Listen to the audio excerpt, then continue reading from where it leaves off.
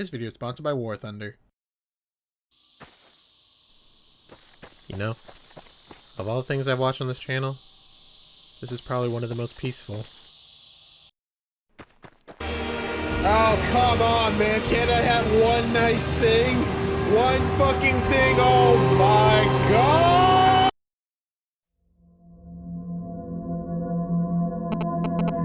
This is how I did it. There was no barrier, I just crossed right over it. I was messing around the outpost and just went through it. Wait, hold on. Gotta pause the video. They got my song on here.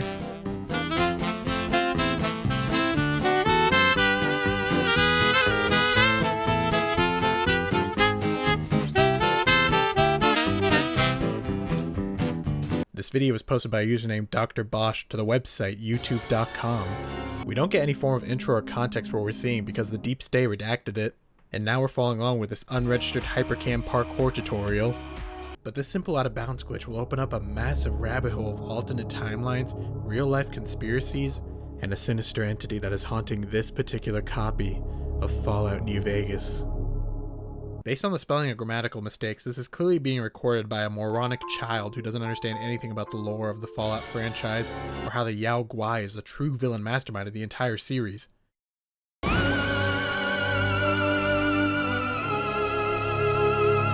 However, I possess a deep encyclopedic knowledge of the entire Fallout universe. Like, if a government agent kidnaps me off the street and threatens to beat me within an inch of my life unless I can tell them about the Y-17 trauma override harness, well, let's just say, I'm walking out of there like this. Wait, what the fuck? You're not actually supposed to walk out of there. There's an invisible wall there, you moron. This kid doesn't know shit about Fallout. If you haven't played the game Fallout New Vegas, well then, we're gonna have to reschedule this whole video. I'm gonna give you some homework, some reading material, and we'll regroup in, let's say, about a week. In the game of Fallout New Vegas, you're a courier who is tasked with delivering a single poker chip to the post-apocalyptic remnants of the Las Vegas Strip. So naturally, you get ambushed by a biker gang and shot in the head. After recovering from death, you leave the tutorial area, kill a couple scorpions, then you arrive at the Mojave Outpost, belonging to the most prominent faction in the entire game, the NTR. Patrolling the Mojave almost makes you wish for a nuclear winter. And at the far end of this outpost, there's a metal wire fence that you can interact with, like any other door, except it's locked. You can't find a key for it, you can't lockpick it, you can't romance it like Fisto the sex robot. So this gate acts as a diegetic border of the game world that you can never pass through, and yet Dr. Bosch did, through his sheer parkour skills alone. My spacebar is very responsive, sorry guys. Yeah, I actually grabbed the last known keyboard out of Chernobyl for the immersion aspect. It works great in Bloons Tower Defense. Something really neat about this series, and something we'll see even more of going forward, is how you can very clearly see the personality and emotions of the person playing through nothing but their actions. You can almost see it as a form of acting in itself, and I think Dr. Bosch plays that part really, really well. Anyways, thanks for watching. Shouts to Mark for the idea of recording. See ya!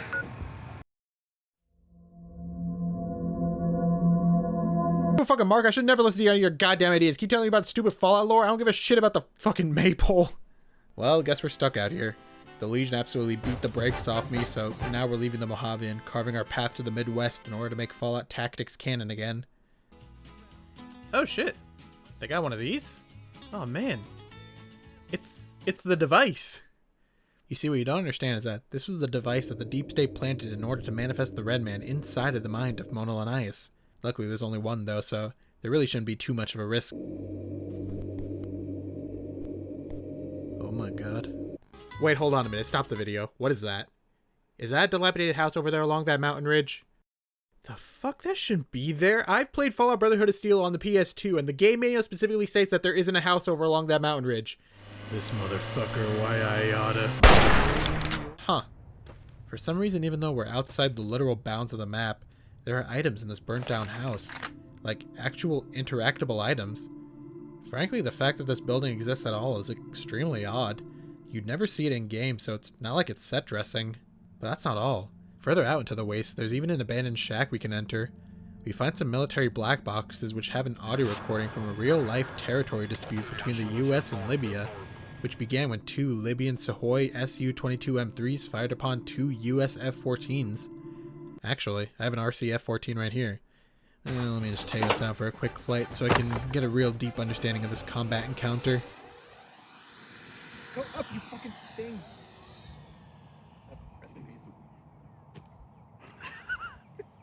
Well, that's $200 down the drain. I should have just tried it out in War Thunder, the sponsor of this video. War Thunder is the most comprehensive vehicle combat game modern technology and society has ever made.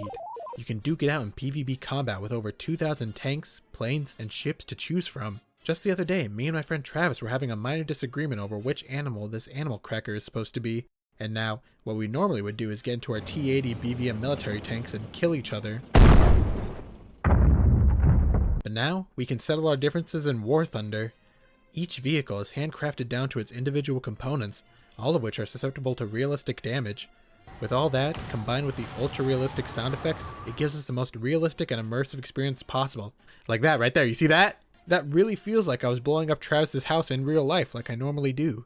And you don't just have to stick to modern military vehicles, as the vehicle selection spans over 100 years of development, so it's great if you're a history buff. As someone who's into flying RC planes, I really enjoy the simulator mode, which ditches all the guardrails and lets you have full realistic control over your vehicle. Oop, I died.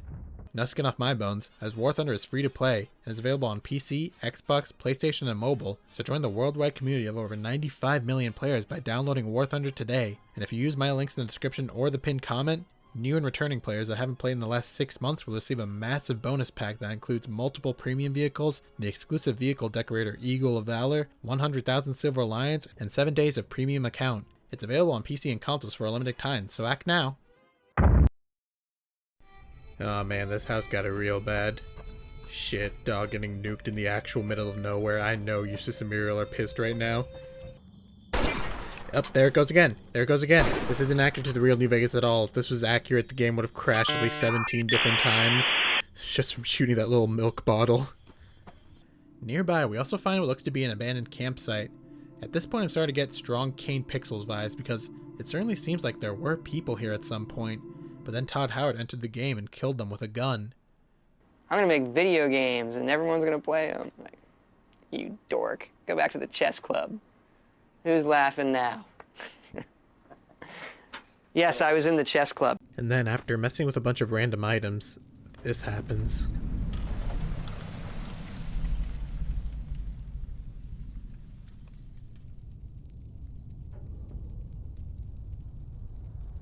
Yeah, even if you've never played Fallout New Vegas, you probably understand why this is extremely unsettling.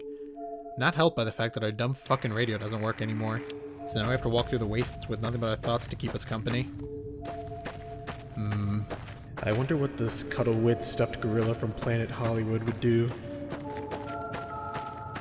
I'd go back in bounds and play the game normally, you dumb fuck. That's a fantastic idea, Donkey Kong. I'll do that right now. Right now. Okay, and now. It's alright. I can still fast travel. Oh, fuck. Well, apparently whoever made this video decided to become a lore expert overnight, as the invisible world border is back. So, guess we're stuck out here, with nothing to do but go to this quest marker and... What the... These weren't here before. Who could have done this? I mean, it's one thing to have items out of bounds, but now they're just showing up out here out of nowhere. There's something really wrong here, guys. I actually don't think I know that much about Fallout.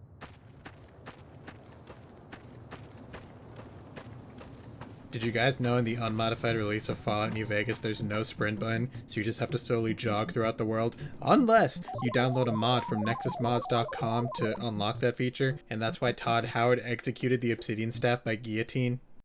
That's the thing that shocks most people. You know, they think of a video game as a few people in their garage, and you say, no, this, you know, why would you put that much effort in? Oh, thank God something's happening. We get a signal on our radio called UVB68 that plays nothing but static and barely audible voices. This of course being a reference to the real-life radio signal of a similar name, which people believe is a Cold War-era deadman switch that will fire all of Russia's nukes if the signal ever cuts out or changes, which in the context of Fallout is pretty standard. But I don't got time to worry about all that. I gotta step into the shack and see if they got that Fallout 76 sale, where Walmart actually hands you $5 for taking the game off their hands. Oh God. You know, some may frown on me for ransacking this abandoned home just to make a quick buck, and to those people I say, why don't you go out there? Huh? Why don't you go out there and try and take candy from a baby and tell me how easy it is? Oh, they got a shotgun fused to the mildew of this bathtub. That's good. I was worried that'd be missing. But I bet they won't have upside down furniture stuck to the ceiling.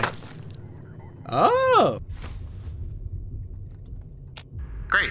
Now press Z again to let go of the skull. We find those military black boxes and pictures I told you about earlier, which gives us another quest marker called Code Yourself Smarter. This, of course, being the famous quest from the cancelled isometric version of Fallout 3, Van Buren. This being a quest where you would increase your IQ by using a computer.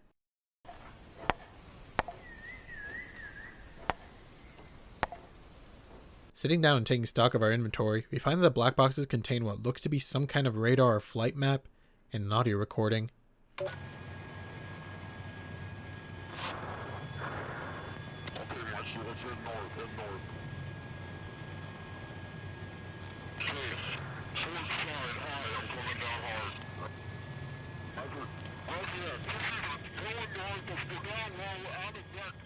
As pointed out by the comments, some of the audio from this black box is from the real-life Gulf of Sidra incident, a territory dispute between the US and Libya. Now, do I think that these real-world references and audio samples have anything to do with the narrative at large? I don't know, probably. But these references really aren't super important to my personal interpretation of the series, so forgive me if I gloss over a lot of them. Oh, it's an eye exam. I was never any good at these. The doctor said that I spend too much time on the computer reading about laser pistol rifles like I'm doing right now. Yeah, it's probably a good time to take a break though and try and find some supplies. Oh, thank God there's a radio tower nearby that I can use as food. A pack may be dangerous, but a lone radio tower is no threat to a hunter such as myself. Oh, fuck, I'm gonna die. Oh, sick, I found some remains. Haven't eaten one of these since the Showa era. Holy Toledo! He finally did it. Cybertrump finally put up his big-ass wall. It's even more beautiful than I imagined. The recording is getting really intense. Oh God. Oh my God! Oh man. Patrolling the Mojave while my radio plays the last known recordings of the Apollo 1 crew getting blown to smithereens almost makes you wish for a nuclear winter. We tried but failed to get back in bounds through the canyon wreckage, instead finding a hatch leading to a bunker hidden deep underground. This room seems to be some kind of bunker, where counterfeit poker chips were made for various casinos on the strip, including the platinum chip that we got shot in the head for. Aw man, Doc said if I stare at one more computer screen I'll go blind for life, but I just gotta know, which West Coast faction is getting the best head? Clicking through a bunch of these null menus, we eventually do end up at something of value, namely these pictures of the real-life New Vegas Strip, one of which is a long exposure photo of what we can only assume to be a missile strike. Something about this image in particular is especially haunting. I think it's how still and calm the photo is, contrasting with the frantic chaos of what living through that scenario is actually like. It's as my favorite philosopher says, the dichotomy is crazy. There's also emails talking about some kind of delivery or heist taking place, with cargo manifests all dated October 3rd, 2077, the day the day the bombs dropped in lore. Okay, now we're getting some actual story here, alright, and it only cost me my eyesight, I can't see anything, I'm blind. There's also this briefcase here that you can pick up and... Oh my God, it's gonna blow, it's actually gonna blow, oh my God, we gotta take cover! Oh fuck, this is what I get for not playing the game as Todd Howard intended, oh God! Is it blowing up? I can't see anything because I'm blind.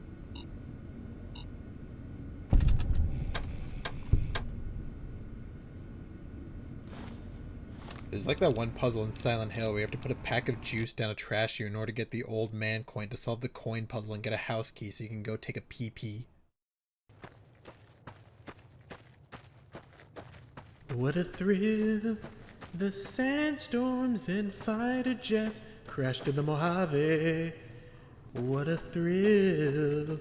Todd Howard killed Van Buren with a gun.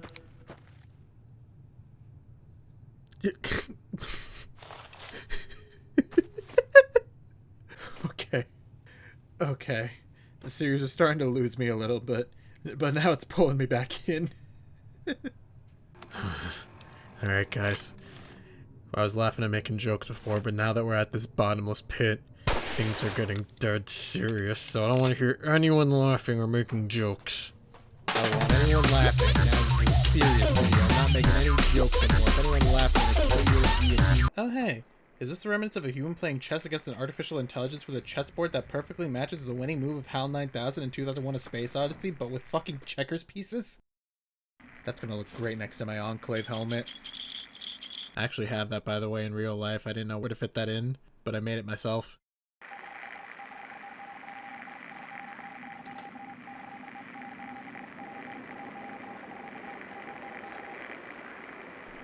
Well, that's unsettling.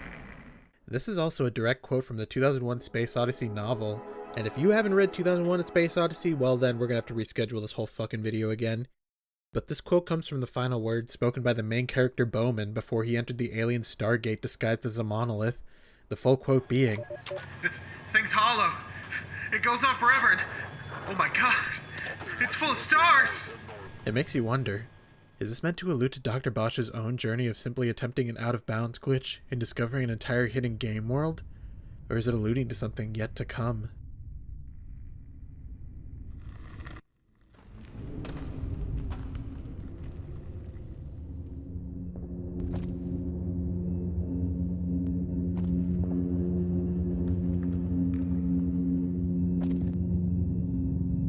This section of the series is where I feel like it transitions from weird video game ARG into true horror. The massive bones and gore bits make you feel so uneasy as you're exploring through the cavern, all reaching a crescendo when Bosch comes across a player corpse that's a duplicate of his own player character. He loots it and finds instructions. "Set it up. You'll know where. Unknown friends will come to you." After reading the threatening letter, we make our way out of the cave and end up in the back rooms.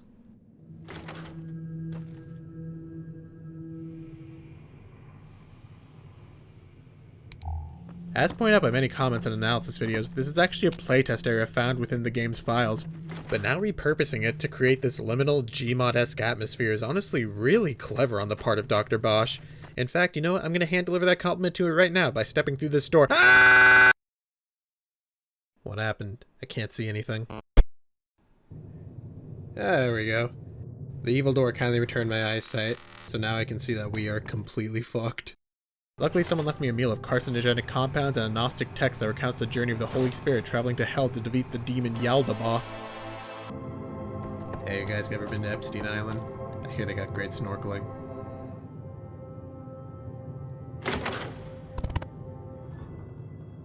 This section of the series is a different type of uncomfortable compared to being in the wastes or the dark cavern area.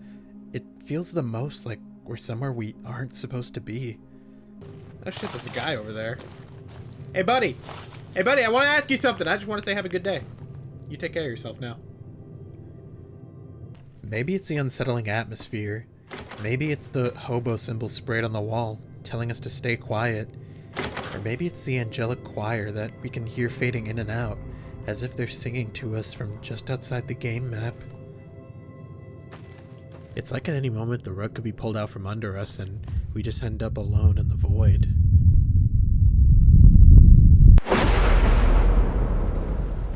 Vengeance on a dumb brute that simply smote thee from blindest instinct. Madness to be enraged with a dumb thing, Captain Ahab, seems blasphemous. Hark ye yet, the little lower layer. All visible objects, man, are but as pasteboard masks. Sorry, I was reading this computer terminal here. It's good stuff on here, but nothing really compares to the classics. There's other literary texts on here, including the 3 versions of Judas, but what I think this is mainly meant to represent is a monkeys on typewriter situation. Or, if you want to be a philosopher about it, it's a Library of Babel type ARG reference. But it's basically the same principle of infinitely generated garble that will occasionally form into literary texts. Its inclusion in this ARG almost makes me think of the game development process in a way, how it takes an office building full of monkeys on typewriters to cobble together thousands of lines of code into a game that won't even work at launch because EA only gave them $2 to develop it. It's probably around this point that you realize how many layers this series has, how many references to art, literature, biblical scriptures there are. You could go on for hours and hours talking about it, and many creators have. But me? I'm saying fuck this shit. I'm not doing this shit anymore. I'm not hunting down any more esoteric quest lines or finding any more old man coins. I'm cheating.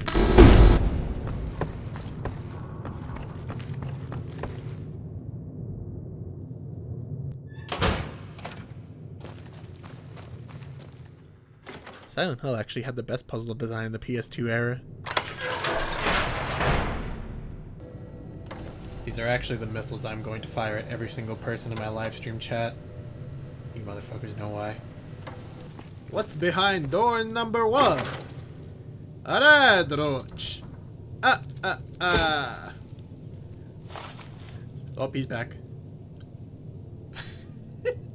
I guess we're just gonna watch this guy fall for the rest of the video.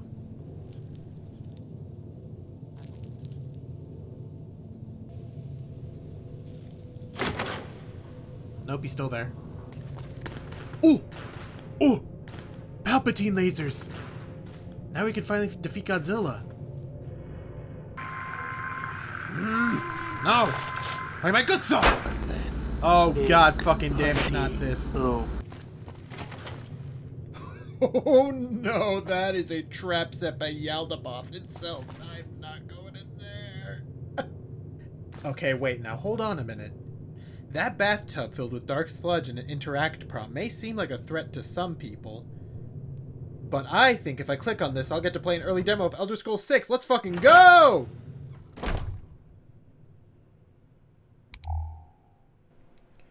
Where's Skyrim?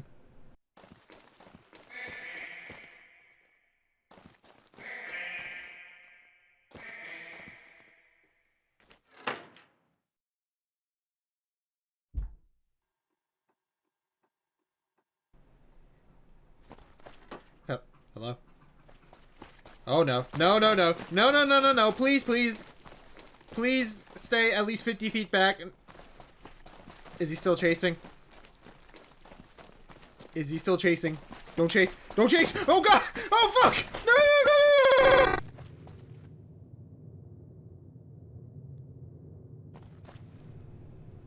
Alright guys.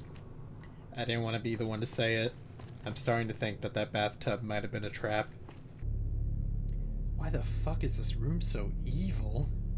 What the fuck goes on in here? Ah, this is the chair Todd Howard sits in. Oh, now I get why this room is so evil. Something that I think is important when it comes to understanding this series is the lens we're viewing it through. Because while all these assets and real-world references and levels were placed with deliberate intention from Bosch, we need to remember that we're in an area of the game that was never meant to be seen by the player, so someone in-universe must have put these here. These are old recordings after all, as stated by Bosch, and this is before the era of accessible data mining and hacking. We're hitting triggers for questlines that were never meant to be accessed. Like, what do you mean putting the ticking briefcase in front of a VR pod that looks like the space jockey from Alien is the thing that we need to complete the M. Johnson quest?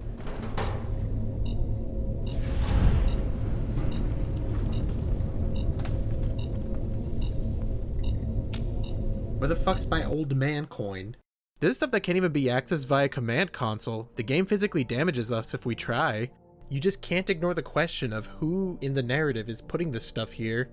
While a lot of analysis videos and commenters focus on the decisions that Bosch has made throughout the entire series, I'm instead going to be focusing on the decisions that Bosch had the developers decide on. Are you following me? While you might think that those devs are Obsidian Entertainment, a 20-second clip posted in between uploads throws a wrench in that, and it's this intro, featuring splash screens for Interplay and Black Isle Studios, the original IP owners of Fallout, before selling to Bethesda. For reasons that'll become clear later, I think this is chronologically the last video that Bosch recorded. While some have taken this to mean that this series takes place in an alternate universe where Interplay never sold the rights to Bethesda, I see it differently. I don't think this is a normal splash screen to Dr. Bosch either. I mean, why post this recording otherwise? I instead think that this means this series is taking place in an alternate reality where New Vegas was released as normal under Obsidian and Bethesda, but behind the scenes a large part of it was actually developed by Interplay and Black Isle. but they were never given proper credit as both companies would be defunct by 2011.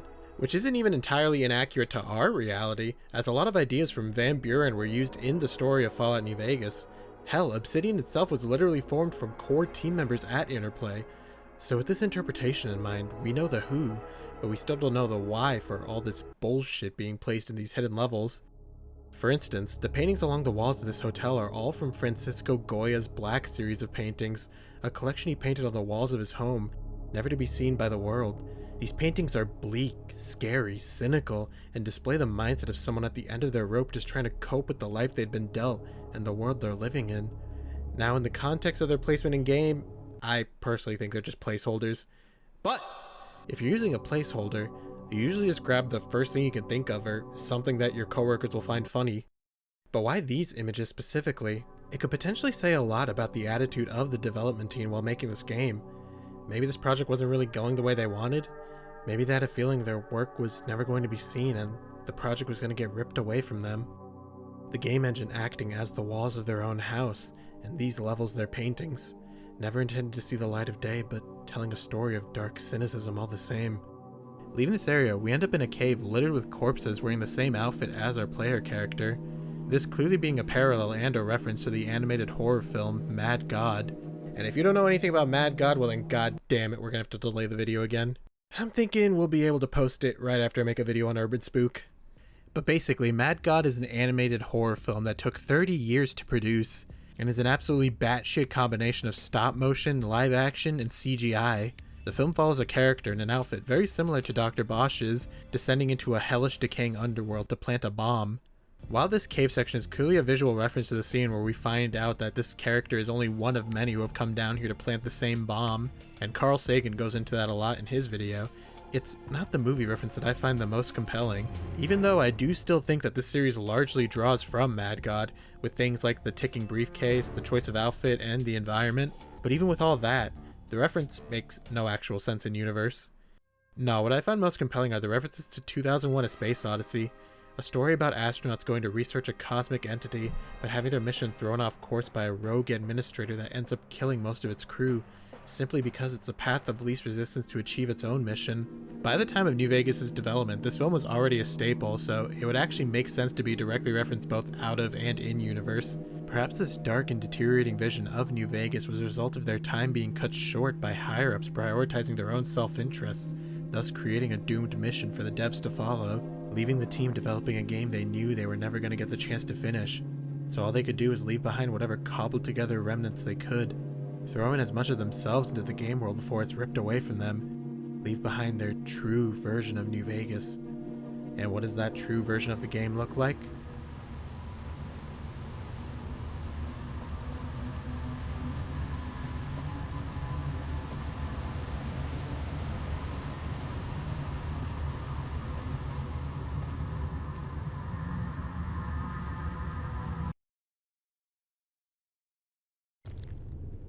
I seem to have entered some new crash state in New Vegas where it almost seems like I can play the game normally.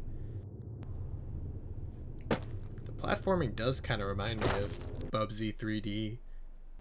Oh yeah, pickpocket the skeleton. The fuck? This man's broke! Why doesn't he have any shit? Well, I guess it is a skeleton. Alright, where does door number 2 take us? What is this now? You know, Fallout really has always been a stupid franchise. Oh my god. Shit. Todd Howard, you listening? Listen, man, I'm sorry for talking shit, man. We can work this out. We can talk this out like men. You can run my fade in Elder Scrolls Online, and I'll just happily accept it. Oh. Oh. Oh. Oh! Fuck!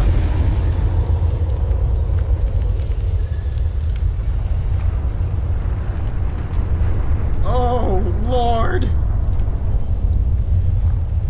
Please, go anywhere. Anywhere else. Get into the tunnel. Stop smelling the roses. Get in the fucking tunnel. Ah, great. I feel so much better now that I'm back in this tunnel that smells like pee and Weewee.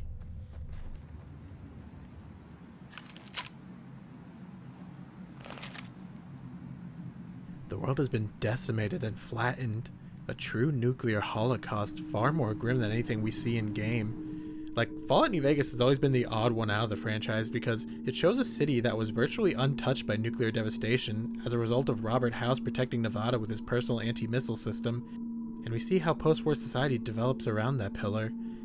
Also, if you don't know, Robert House is basically the villain of the game who is a rich asshole that used his wealth to upload his brain to a computer in order to rule over humanity after the war, but he fucked up and got the planned bomb date wrong, so he gets taken offline for 200 years and now needs the platinum chip in order to awaken his robot army, and that is the reason you get shot in the head.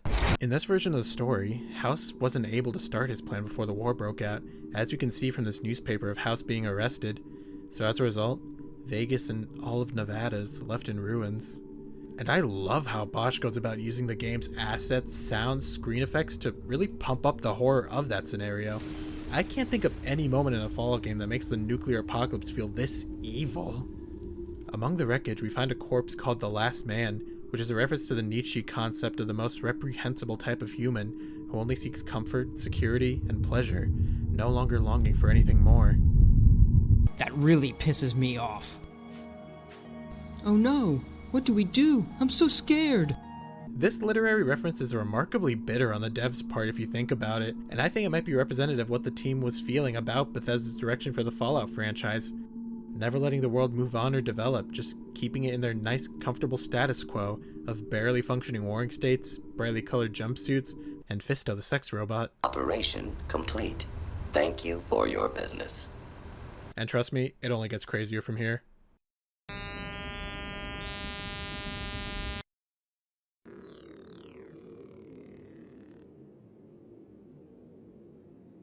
The result was pretty mangled.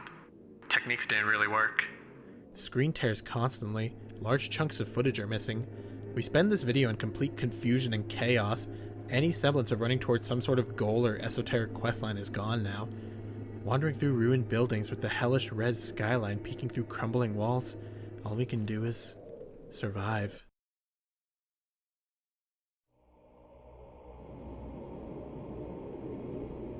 Between cuts, something attacks Bosch. He's fired some shotgun shells, and he's in the caution state, indicating an enemy is still nearby. But what stands out most, though, is that after this point, Bosch's playstyle completely changes. Before, he was happy to slowly saunter about, sit in chairs, place forks on plate, and loot anything not nailed down. But now he crouches any chance he gets. He's scanning his environment constantly. He only picks up things that could be useful for the next fight. Whatever attacked him between cuts has gotten him so spooked, he never even wants to risk encountering it again.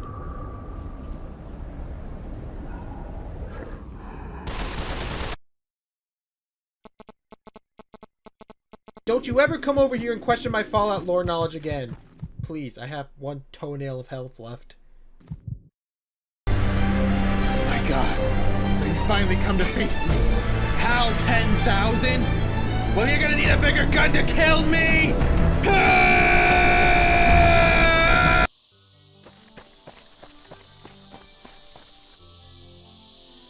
For the majority of the series, the sound has been very understated, except for that one time, but we don't count that because bombs don't count if they're not shot by brown people. The silence of this jumbled and haunted game world only being pierced by the environmental ambiance and our own player character's footsteps. You explore empty halls and dark caverns, reading about Robert House's arrest. You contemplate how the inclusion of the painting Son of Man parallels our own struggle with focusing on the true subject instead of the thing its presence occludes. You sit in a chair and play chess with a Macintosh. It's all pretty somber. And then you get to this fuck-ass forest level.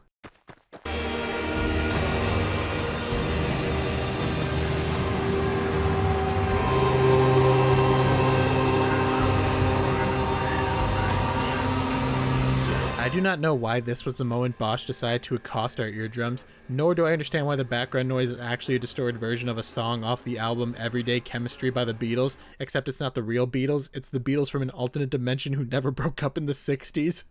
Whichever Interplay developer decided to put that there is a fucking dickhead. Yeah, you know what I'm talking about. Fucking Javier Alonso. I bet that's not even your real name. But weirdly enough, the inclusion of this track may act as another dig by those developers. I mean, think about it. Fallout is a world where nuclear power runs the world in the 1950s, and then for 120 years, any peep of counterculture is snuffed out, leading to a stagnant society where the most popular artist is still fucking Conway Twitty. but later music could theoretically exist, like Slipknot in Brotherhood of Steel for the PS2 game manual. The Fallout franchise could easily branch out into other music genres, but Bethesda insists on maintaining their safe little bubble of 50s vibes, much like society in-universe was content to stay completely stagnant until that stillness eventually led to all this. The Interplay devs' willingness to use this Beatles song, which does not exist in our dimension and is from a completely separate ARG, it's almost like them shouting that this world can change and blossom into something different. But Alternate Dimension Todd Howard took away their toy, and the game would be released like normal, with these inaccessible levels where the oligarch that was meant to be the core pillar of the story is reduced to a clown that's too busy crashing planes and getting arrested, where the ghost of their former project, Van Buren, haunts their work at every corner, never to be seen by anyone until now. If I'm being honest, the only thing that throws a wrench in my interpretation is, ironically, the titular part of the series, Bosch himself. It's just too coincidental that this player is named H. Bosch, they go online as Dr. Bosch, and they just so happen to stumble upon these hidden levels with overt references to Hieronymus Bosch, both in terms of direct references and in terms of how the world is laid out with nonsensical imagery evocative of the late painter's work. This skeleton's sad because they put his fucking baby in a cage. Oh wait, how does the song go? Jimmy's guitar. Yeah, that's how the song goes, right, Todd? Oh, fuck! You're lucky that Todd didn't put enough fucking bullets in my gun. Huh? Oh, wait! I found that guy's baby from earlier. He got out of the bird cage. And I'll be honest, I don't have an answer for this. The best I can think of is that the reason we're seeing all this hidden content is because setting your character name to H. Bosch acts as a password to unlock these out-of-bounds areas, but that's fucking stupid, so I'm gonna edit it out of the video. Oh, Jesus. Getting flashbang at the Sierra Madre almost makes you wish for a nuclear winter. Walking down a sewer drain into the Lovecraftian flesh tunnel of Yaldabaoth almost makes you wish for getting flashbanged at the Sierra Madre. Dragging last minute into this pool of irradiated doo-doo water almost makes you wish I would stop making this joke. Oh my god. They got him in here. Hieronymus Bosch himself! That is exactly what old Thierry... I call him Thierry. That is exactly what he'd say. This final stretch of the series continues the chaos of cutting between different periods of Bosch's gameplay, all out of chronological order, all without context, but all still evoking the same sense of chaos, bitterness, and perhaps a begrudging acceptance. These last couple episodes are probably the most dense when it comes to references and hidden symbolism. There are specific events triggered by the in-game time landing on the specific Bible verse, references to a real-life rocket scientist that died trying to make a fucking homunculus, church bells ringing after consuming bread and wine, and there are plenty of videos that go way deeper into these details. But what I find most interesting is that, even though we have long since re-entered the normal boundaries of the game, it's all completely different. Our journey through Interplay's crash out has left the world devoid of the NPCs that make Fallout what it is. The Legion headquarters is lined with the graves where you would normally find legionaries. The Mojave Express is completely empty. Raoul's shack doesn't have Raoul. Assumingly these NPCs were here before Bosch went out of bounds, so the world changed after hitting some triggers out of bounds. Hell, we see this pretty immediately with the items that appeared in the second video of the series. After going on this big journey through Interplay's vision of hell, we're now seeing some sign of them accepting that, for better or for worse, their version of Fallout New Vegas just wasn't meant to be, and it should be laid to rest. The final episode opens with Bosch wandering through a subway tunnel, ultimately coming to a door leading to a Brotherhood of Steel bunker. Off to the side, though, is a piece of equipment, the Elite Riot Helmet, one of the strongest armor pieces in the game, along with a message painted on the wall. Que sera, sera. It is what it is. This, of course, being a reference to the song by the famous artist Fred Durst. There's just this energy of acceptance, like they're telling the player, hey, don't look into this too deeply. It is what it is. We wander more lifeless inbound areas, radio towers corrupting the landscape. There's some out-of-place geometry, giant skeletons, Anthony Gallego drawings, until we end up back at Good Spring, the tutorial area of the game, where we wake up after getting shot in the head and killed. We enter Doc Mitchell's house, praying to God that the first friendly face we see in-game is somehow okay after all this. Doc? Doc Mitchell, you in here? You still got that bullet you pulled out of my head? I think I'm ready to put it back. Wait, hold on a minute. This is a certified lore expert moment. This door wasn't here before. Oh. So this is where your dentist fucks off to after the nurse does all the work. Cutting back to exploring the ruins of Vegas, we end up at the destroyed Lucky 38 Casino. And finally, after an entire series of build-up, we stand before Dr. House.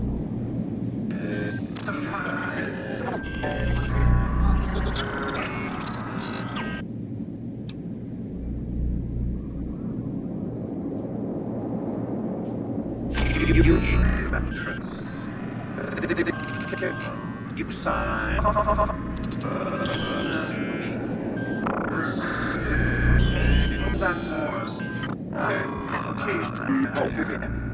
You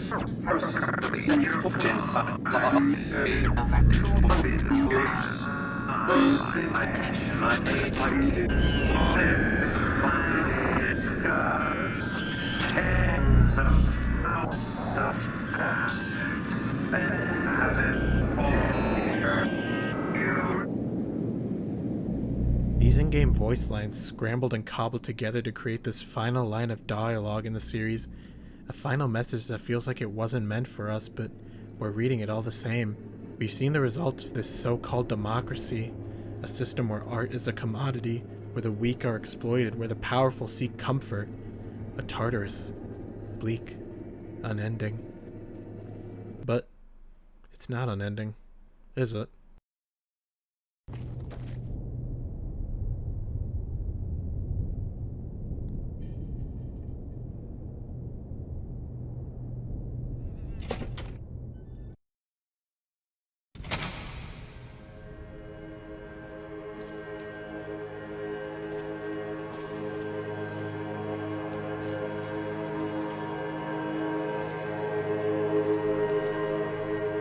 It was all leading to this, the moment we finally end up in space, staring at the Earth from this French Victorian room, a clear nod to the ending of 2001, where Bowen enters the cosmic alien monolith and is transported to a human zoo, watching his life pass by him in a matter of minutes. Here at the end of the road, the Black Isle team must have felt like the Fallout franchise passed by them in the blink of an eye. And now, it stands here at the precipice of a rebirth, under a new owner. The future's not theirs to know, so whatever will be, will be. Try to give them what we think is their natural, environment. Anyway, when they get finished with him, he is transformed into some kind of super being and sent back to Earth, and we have to only guess what happens when he goes back.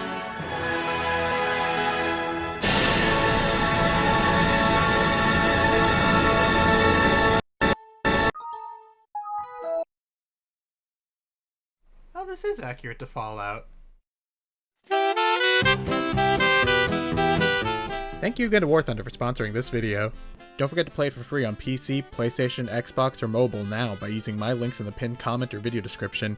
New and returning players that haven't played in 6 months will also receive a massive bonus pack across PC and consoles, including multiple premium vehicles and other bonuses, available for a limited time only, so make sure not to miss it.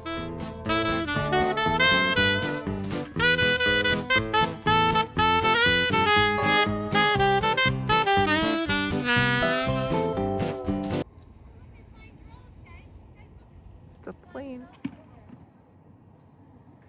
I remember an old lady walked by once and I was like, oh, thank God you're not flying one of those stupid fucking drones. The plane is much cooler. It is much cooler.